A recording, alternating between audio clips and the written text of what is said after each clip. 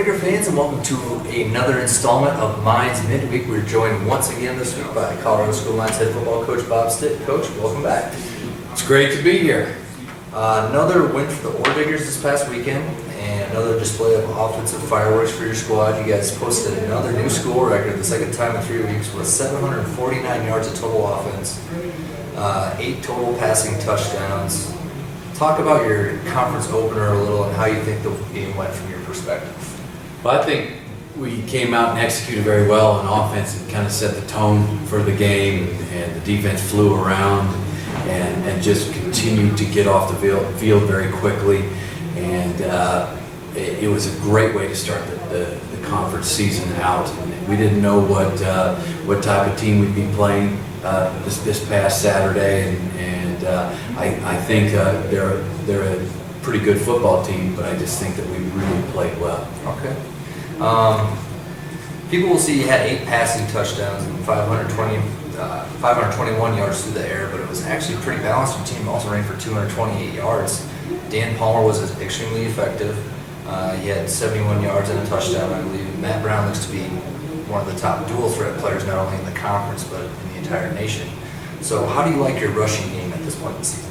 But it's great. It really helps. And after last year, when we got everybody hurt at the running back position, didn't have any running game, we've got our backs back. Tevin and Dan are playing very well and running the ball hard, but adding the quarterback into the mix has really helped us against teams, especially that want to play a little bit of man-to-man against us.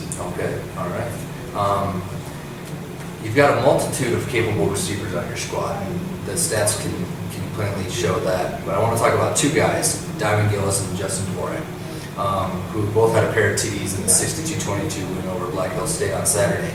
Like All-American David Pavel last season, these guys started as quarterbacks, and actually Dvorak's actually the 3rd quarterback on your roster. So does having experience at quarterback allow players at different positions on offense to better see the field or understand the nuances of the defense they're going up against? You know, I think it's more that most high schools put the best athlete at quarterback, so we continue to recruit quarterbacks and we give them a shot there. And if it doesn't look like they're going to be in the top 2 quarterbacks, we're going to try to move them someplace else. And we've got a bunch of those guys on our team right now. Alex Wayner, Jordan Ward, Nate Weimers, Tyler Denson, our linebacker. All those guys were quarterbacks in high school. And you bring them in and you try to plug them in some spots and get them on the field. Talk about your defense a little bit. Another strong showing by that unit. We talked about your linebacking core last week. I want to talk about your secondary. And you guys jumped on Black Hills State right away, so they were playing catch-up the entire game. Lots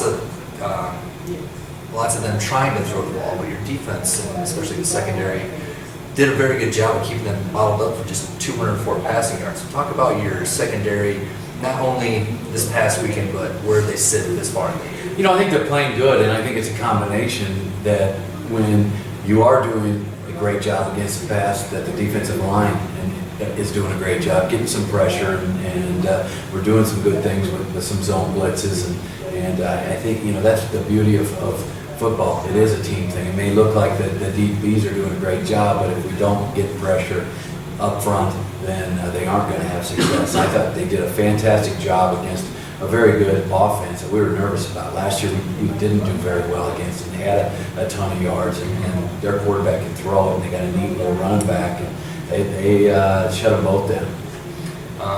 Let's look ahead to this weekend now. Coming up on Saturday, you guys will entertain fans again, homecoming, and welcome New Mexico Highlands to Campbell Field.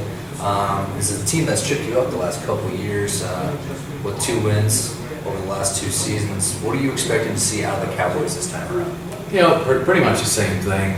It's a new group, not very many faces that we saw last year are going to be back this year. Going to be very athletic, be similar to a Carson Newman team, and you know, we got our hands full, and the last 2 seasons were very disappointing with the losses. It came down to basically the last play of the game in both of them, and had an opportunity to win them and didn't. You know, so we really need to focus on execution and try to get the victory.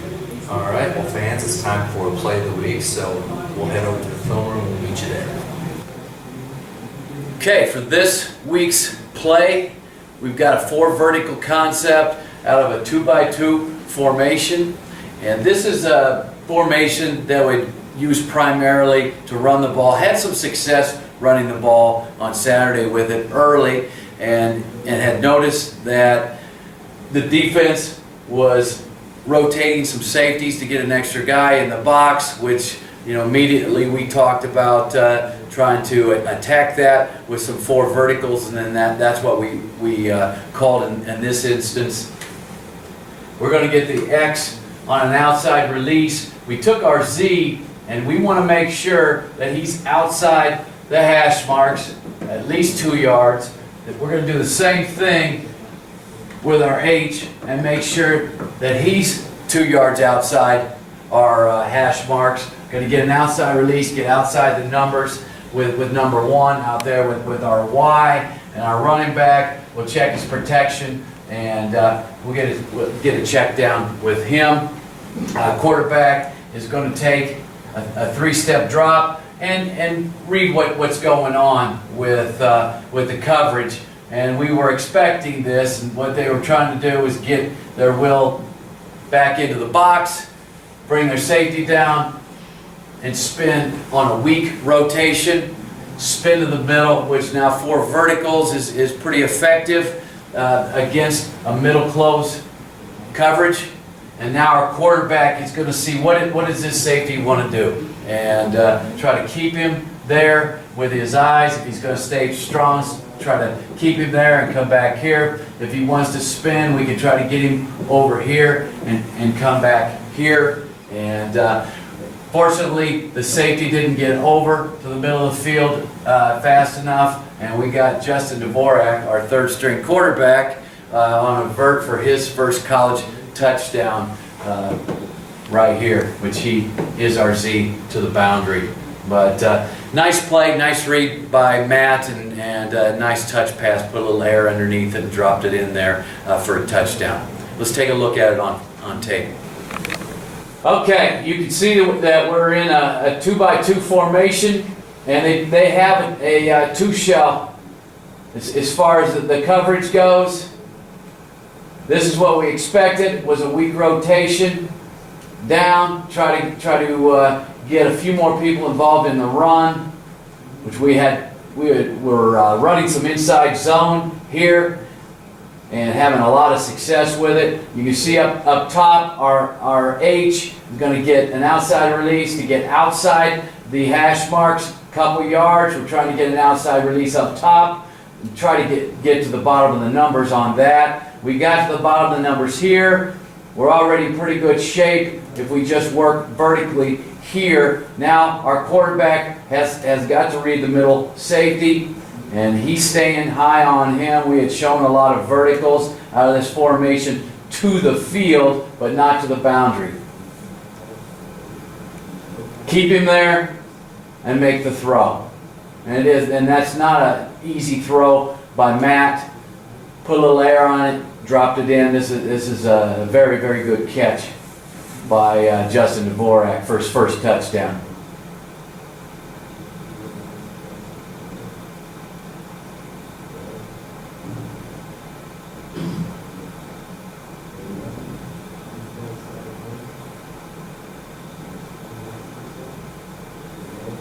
See Danny coming through after his protection. Matt does a nice job. He knows the safety's not going to be able to get over there, so he eyeballs it and drops it in there pretty good.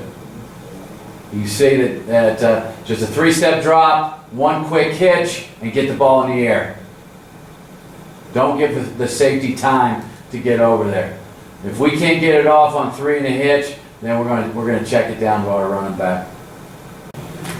All right, fans, that's all the time we have for this week. Coach, thanks for stopping by. Good luck on Saturday. And War Digger fans, just a reminder, the football team will take on New Mexico Highlands on Saturday at Campbell Field. Kickoff slated for noon. Be sure to check www.csmwardiggers.com after the contest for stats and a recap, hopefully after another Mines victory. We'll see you next week.